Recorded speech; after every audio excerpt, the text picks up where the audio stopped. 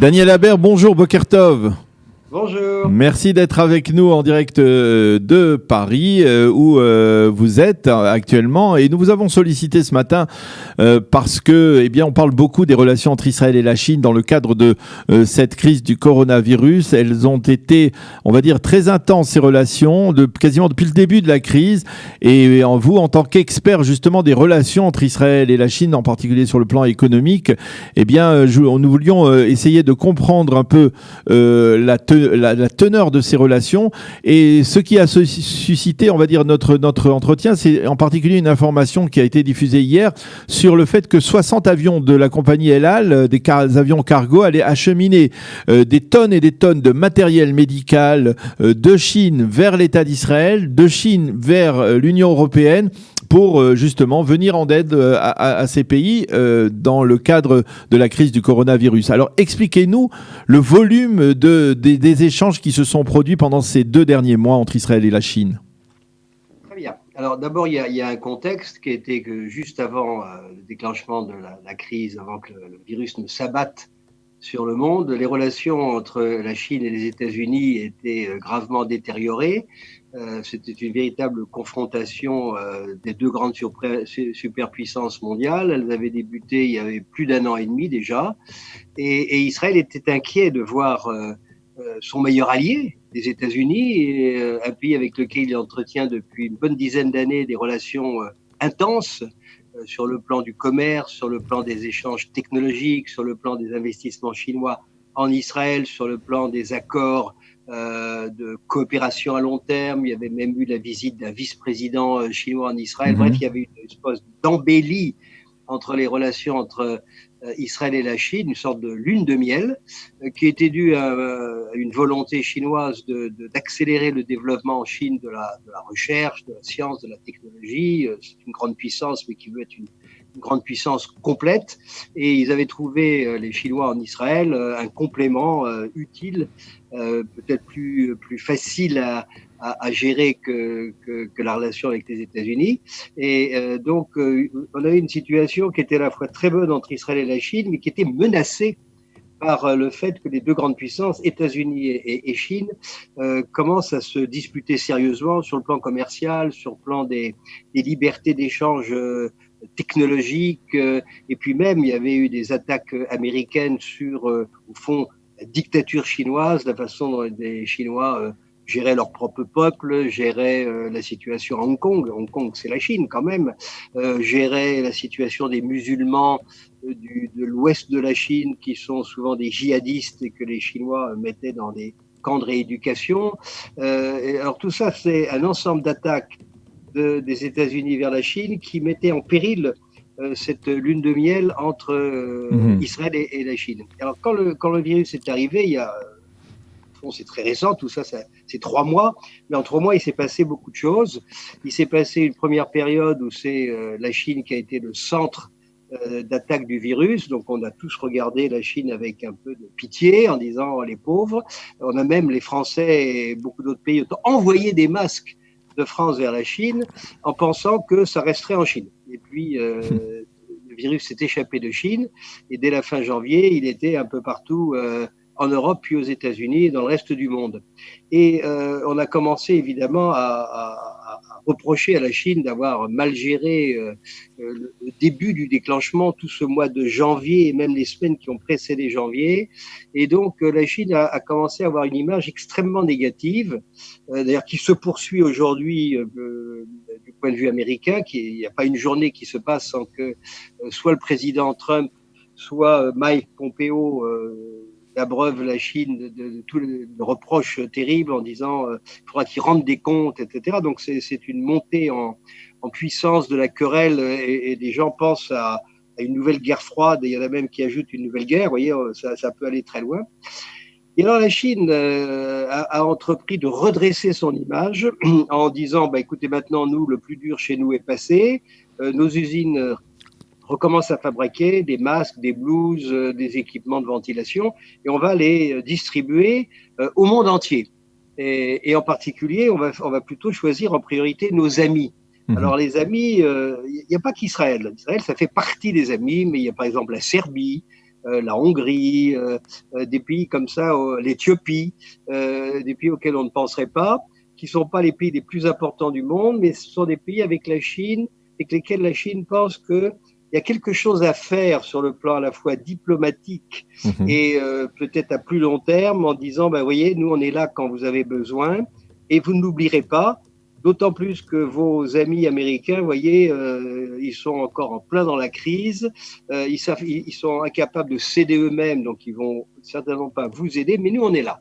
Donc, c'est une espèce ça s'est appelé la diplomatie du masque.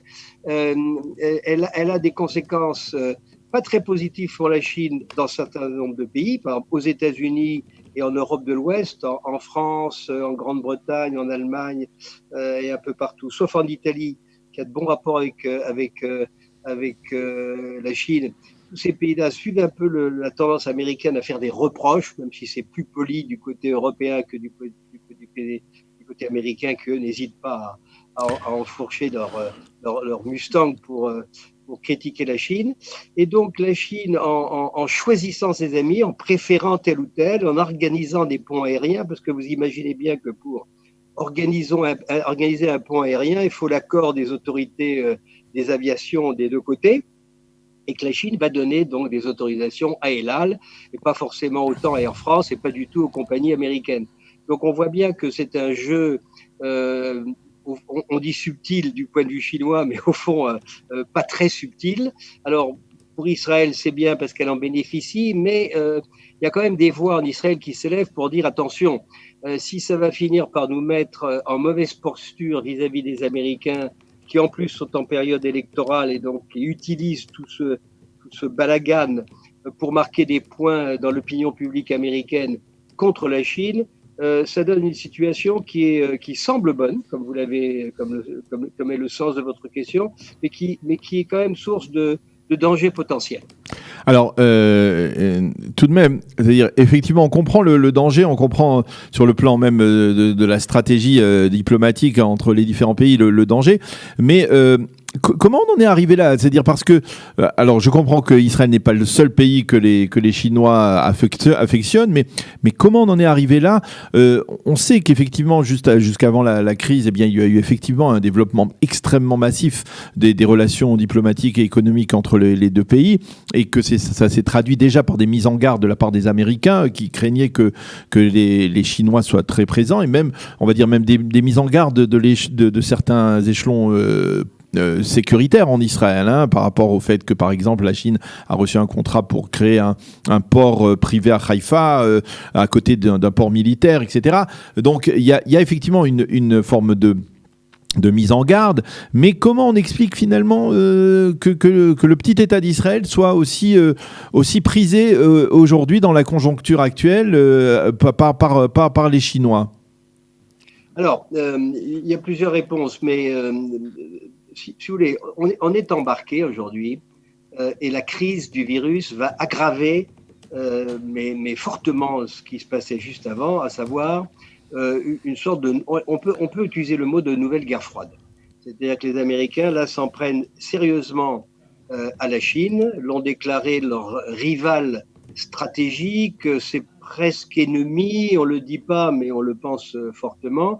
Et donc, on peut arriver à la chose suivante. Quand il y aura la reprise économique après le virus, alors on ne sait pas quand, mais ça va finir par reprendre, on s'apercevra que la querelle va rester là et qu'elle va entraîner une volonté d'un certain nombre de pays de se désengager de tous ces investissements massifs qui ont été faits en Chine depuis 40 ans.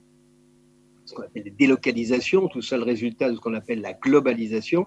Donc on va aller avec une relocalisation, une déglobalisation, et on va arriver à partager un peu le monde en deux, comme c'était le cas pendant les 40 ans de guerre froide entre les États-Unis et l'Union soviétique, où il y avait au fond deux camps, il y avait entre eux un véritable rideau de fer, et chacun évidemment se cherchait des alliés. Ça c'est la réponse à votre question. Chacun des camps va se chercher des alliés.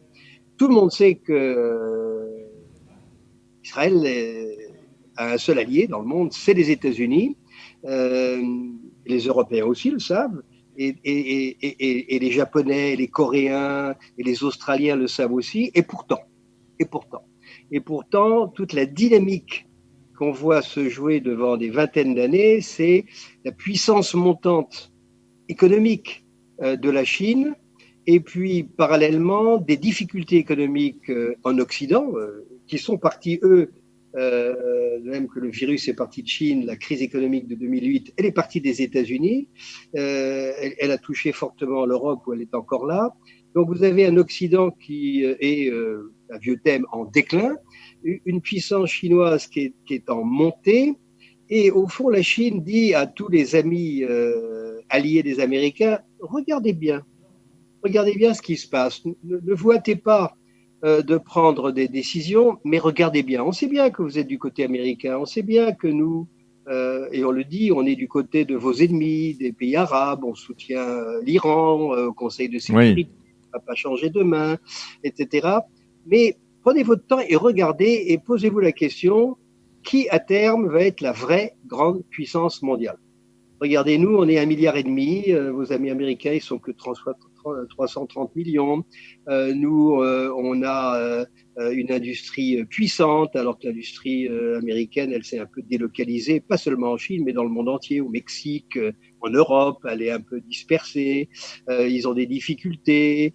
Au fond, l'extrême capitalisme américain, ça donne des pays très inégalitaires et ça crée des problèmes sociaux, donc des problèmes économiques. Regardez chez vous, en France, même en Israël, tout ça c'est le résultat du travail au fond insuffisant de vos amis américains. Alors, regardez-nous, nous patiemment, on est en train de monter en puissance et puis posez-vous des questions qui seront vos amis demain. Un de mes amis me rappelait qu'il y a une vingtaine d'années, des généraux chinois étaient venus rendre visite à Israël. Ça arrive assez souvent, des échanges comme ça informels. Et un général chinois avait dit à un général israélien, vous savez, dans 50 ans, donc ils ont du temps les Chinois, dans 50 ans, vous serez de notre côté. Je crois que ce qu'il y a derrière la négociation et la diplomatie chinoise, qui prend son temps, qui joue au go. Alors, jouer au go, c'est placer des pions là où il y a des maillons faibles. Alors, d'où l'Éthiopie, la Serbie, la Hongrie. Chaque fois que les Chinois perçoivent qu'il y a des dissensions à l'intérieur du camp occidental, ils vont mettre un pion. Alors, c'est pas tout à fait le cas d'Israël. Israël, c'est un cas très particulier, mais c'est un pays qui est quand même dans une situation géopolitique très compliquée, où on voit que les choses sont en train de se refaire, la carte est en train de se refaire au Moyen-Orient, que les Américains sont tentés de nous laisser un peu tout seuls, que la seule grande puissance présente au Moyen-Orient, c'est la Russie, et la Russie est l'ami des Chinois, donc les Chinois sont là par Russes interposés. Et tout ça est un jeu un peu subtil, et les Chinois ne disent rien, et donc ils font des gestes. Alors, ce qui a provoqué votre question, c'est les gestes. C'est on va vous livrer ce dont vous avez besoin en priorité, vous ne l'oublierez pas, et puis on en reparlera. Non, alors c'est des gestes effectivement, mais le volume des échanges a doublé, si je ne m'abuse, entre 2018 et 2019. Donc il y a plus que des gestes. Il y a une volonté, on va dire presque stratégique de la part d'Israël de se focaliser sur la Chine. Et là, la question que je vous pose, c'est est-ce que vous pensez, vous, que les Israéliens, c'est-à-dire font bien de jouer cette carte comme ils la jouent, ou alors ils se mettent en danger aussi? C'est vraiment une très très bonne question. Si on se passe du point de vue israélien, depuis 10 ans, les relations avec la Chine sont très intenses, mais n'ont aucune commune mesure avec les relations qu'Israël a avec l'Europe, oui, sur le plan commercial, et avec les États-Unis sur le plan technologique et financier. Il n'y a aucune commune mesure. Alors, c'est vrai qu'avec la Chine, il y a des perspectives. Il y a le plus grand marché du monde à terme, 1,4 milliard de Chinois qui vont consommer, c'est plus que les États-Unis, plus l'Europe demain, mais pas aujourd'hui. Donc, il faut être très prudent. Et la Chine, c'est une perspective. L'Occident, c'est une réalité. Et donc, on sait bien qu'il ne faut jamais lâcher la proie pour l'ombre. Et en plus, les résultats avec les Chinois, ils sont relatifs. Le développement du commerce, c'est en gros 5 milliards de d'échange avec les États-Unis, c'est 10 milliards. Avec l'Europe, c'est 3 fois plus. Donc la réalité, elle est quand même. Oui, mais c'est pas ce que je veux dire. Ce que je veux dire, c'est que c'est 5 milliards, mais si je ne m'abuse, donc les années d'avant, c'était 2 fois moins. Ça veut dire qu'il y a une. Oui. Il y a Écoutez, vous avez raison. Il y a une dynamique. Oui, il y a une dynamique. Et si vous insistez sur votre question, vous avez raison. Pour Israël, c'est un nouvel avenir, l'Est du monde. Vous savez, quand vous regardez la situation géopolitique d'Israël, avant que la Chine vienne nous offrir un petit peu son amitié, c'était Israël, c'est 100% le camp occidental. Et puis c'est un petit morceau d'Occident qui est en plein cœur du Moyen-Orient, et c'est sur ce petit morceau d'Occident que se concentre la haine du monde musulman, haine anti-juive, mais aussi haine anti-occidentale. Quand ils s'en prennent aux juifs, ils s'en prennent aussi aux croisés. Donc ça, c'était une position qui était quand même pas très enviable pour Israël, parce qu'elle est comme un paratonnerre. Elle reçoit toute la haine de ce monde musulman, et ce n'est qu'un tout petit pays. Alors, le fait d'avoir un grand ami nouveau à l'est du monde, auquel il faut ajouter deux pays, le Japon, la Corée, qui sont des vraies grandes puissances économiques et qui sont très liées à la Chine sur le plan économique, mais qui sont liées politiquement aux États-Unis aussi. C'est un ensemble très complexe, très mouvant. Et donc, votre question, elle est justifiée. On a d'un côté des perspectives, de l'autre côté des réalités. Et au fond, pour Israël, c'est comment je peux maintenir la réalité, c'est-à-dire mes liens commerciaux avec l'Europe, mes liens stratégiques et militaires avec les États-Unis, tout en ne perdant pas l'opportunité de l'Est du monde, la Chine, la Russie, le Japon, la Corée, Singapour, Taïwan, avec lequel on a des relations, la Thaïlande, etc. Donc tous ces pays-là qui sont des pays en pleine ascension, alors que chez nous, en Occident, on est en difficulté. Donc on est dans cette balance du monde qui tourne comme ça, ce basculement du monde qui est en train de se réaliser sous nos yeux depuis une dizaine d'années et qui est accéléré par le virus. Donc c'est pour ça que vos questions sont pertinentes, elles sont justifiées, elles sont importantes. On a une accélération du monde. Alors on n'y voit pas encore très clair pour une raison très simple. On n'est pas sorti de la crise sanitaire, on n'a pas encore entamé ce qui va être la vraie réponse à toutes vos questions, c'est le redémarrage économique. Quand on va redémarrer l'économie, on va redémarrer avec les pays qui voudront bien nous accueillir. Et ce sont des pays qui seront déjà sortis de la crise sanitaire. On semble apercevoir qu'en Israël, on est en train de sortir de la crise sanitaire. Israël parle avec beaucoup de pays qui sont aussi en train de sortir, la République tchèque, des pays scandinaves, l'Autriche. Et donc, on se dit, si on est tous sortis du problème sanitaire, on va pouvoir commencer à avoir des échanges par avion, etc. Et donc, tout ça, ça offre des perspectives extrêmement utiles pour Israël et qui vont donc obliger Israël à naviguer de façon extrêmement délicate à travers tout ça. Pour l'instant, les Américains, ils ont d'autres chats à fouetter que s'en prendre trop à Israël.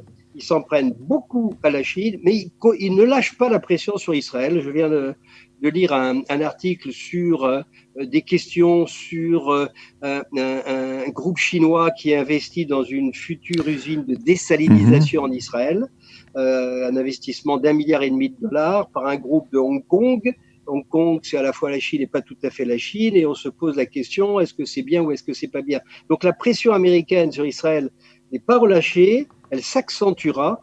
Dès que c'est ce jeu à trois, ce triangle États-Unis, Chine, Israël, qui est très complexe à gérer. Israël est plutôt habile en diplomatie. Est-ce qu'on saura le gérer à l'avenir? Time will tell. Eh bien, merci beaucoup, Daniel Habert, d'avoir été avec nous, de nous avoir expliqué de nous avoir donc interprété tous ces développements, et on va dire c'est qui apparaît comme étant une relation, on va dire, solide entre les États-Unis et Israël, y compris en période de crise du coronavirus. Merci d'avoir été avec nous ce matin. Bonne journée, bonne santé surtout à vous et à tous nos auditeurs, bien entendu, en France. À bientôt. Shalom. Retrouvez du dimanche au vendredi notre live quotidien spécial coronavirus. 3 heures de direct ininterrompu de 8h à 11h. Pour tout savoir sur l'actualité du virus en Israël, mené par Daniel Haïk, Olivier Granillic et Cathy Choukroun. Le live Studio Qualitas, c'est tous les jours en direct, puis en replay sur Facebook, YouTube ou sur notre application et sur le site studioqualita.com.